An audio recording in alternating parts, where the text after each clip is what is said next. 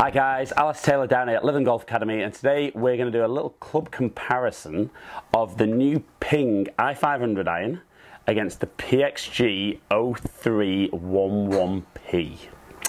Now, before we start hitting shots and have a close-up at the head, I really do appreciate you guys watching my videos, but if you don't currently subscribe, click on the button down below. Make sure that you get my content straight away when I release it.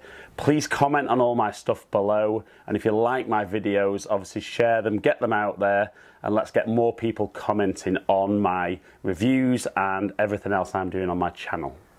So let's have a close-up look at the heads before we hit some shots. I'm going to start with the Ping i500.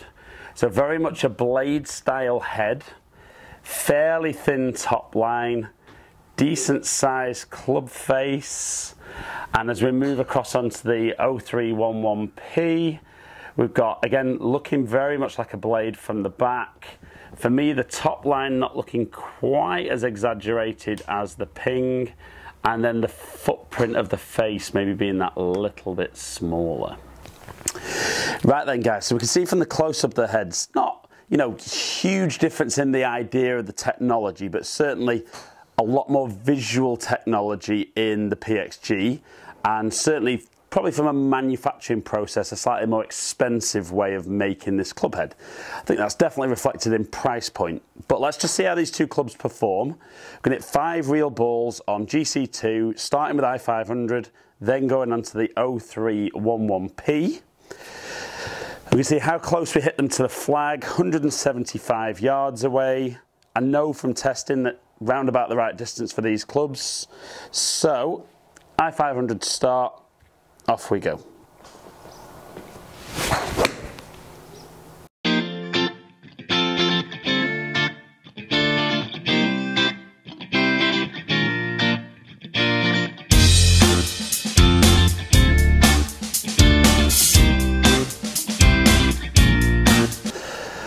And the one really nice thing I found when testing i500 was that even those ones that don't feel absolutely out of the middle still seem to get some good distance control on those shots.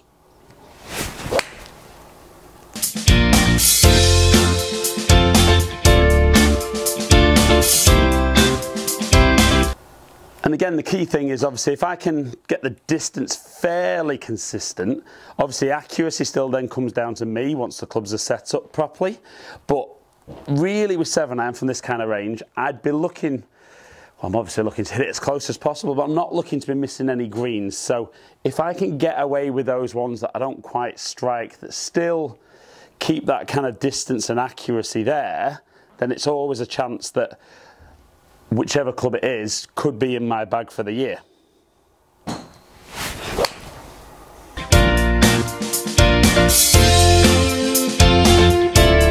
And I think, particularly when I go through fitting processes with guys, yes, a lot of guys are interested in picking up that little bit extra distance because it's nice being able to hit 7-iron instead of 6-iron, or even maybe 8-iron instead of 6-iron.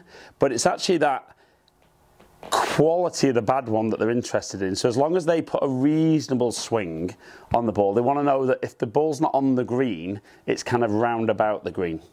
So final one with the i500.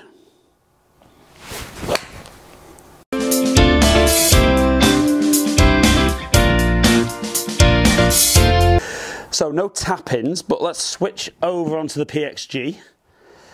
So certainly, when I've got it down behind the ball, like we saw with the kind of close-ups of the head, I think they look quite similar. Probably the i500's a little bit bigger, but still a very good looking club this behind the golf ball. So off we go, let's see if we can hit some close.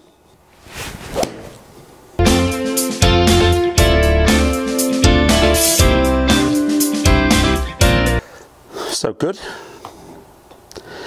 And I would say the feel's definitely different. I mean, obviously this is a forged head, forged face on the Ping.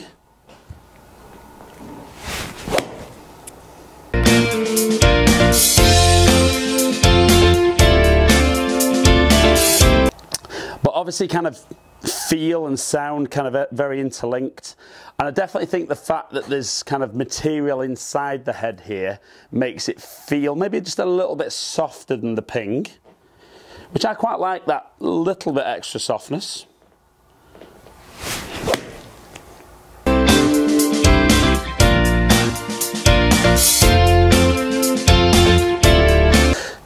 And this is still a very powerful, kind of good performing iron, you know, good forgiveness.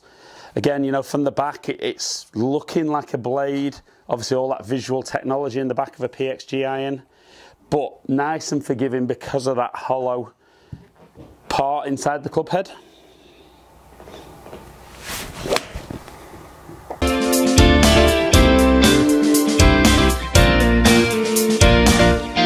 So again, not hitting too many stone dead, but kind of at least hitting greens, giving myself a putt for birdie, presuming I can get my tee shot to this point.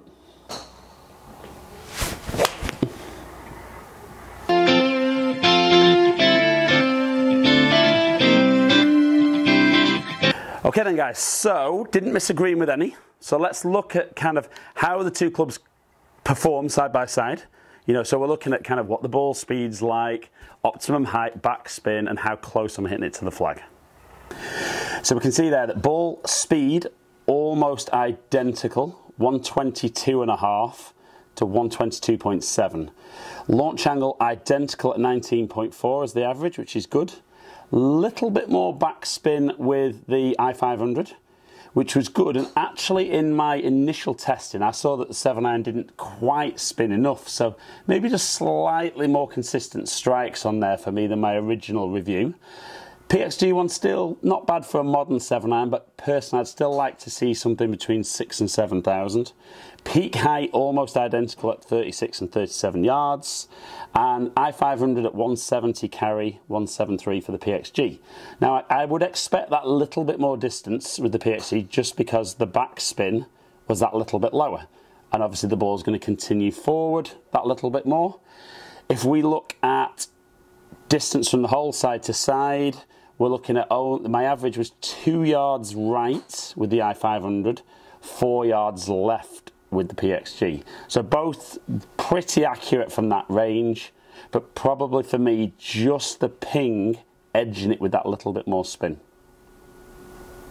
Okay then guys, welcome back. So we saw there, I mean, performance was just incredibly close. And probably when I've reviewed two irons side by side, I've probably not seen two be as close as those have been. Now for me, obviously the feel was different. I think, like I said in there, the material being inside the PXG definitely gives it that slightly softer feel. Not a massive surprise for me that there's a lot of similarities between the i500 and the PXG. From what I heard, there was quite a few designers were taken from Ping or recruited by PXG from Ping, as well as other manufacturers. So I'm sure some of their ideas have come into those. But having said that, to be fair, we are seeing more and more hollow-headed constructed irons come into the marketplace. It's clearly just a lot easier to manufacture that style of club, which gives great performance and great forgiveness. So for me, the winner that just edged it there was the Ping i500, just simply because for me, I quite like seeing just that little bit extra spin. Now, in my reviews, I try not to kind of bring price into it too much, but I think you've got to mention price when PXG is involved. You know, you're looking at almost 3 times the price for the PXG iron that you are for the Ping. Now, for some of you guys watching, that won't be an issue because it won't be about the price. You will want that one that maybe just feels that little bit nicer. And if that's the case, you know, you'll go for the PXG one. But if you are looking for hollow-headed irons, something strong, something forgiving, there's others on the market, but these are 2 that you would definitely be looking to try. So guys, thanks for watching. Hope you've enjoyed it. Comment below and I'll get back to as many of you as I can. Subscribe to my channel if you don't already. Follow me on all my social media platforms, all under Ali Taylor Golf. Hopefully catch up with some of you guys down here in the future. Stay in contact.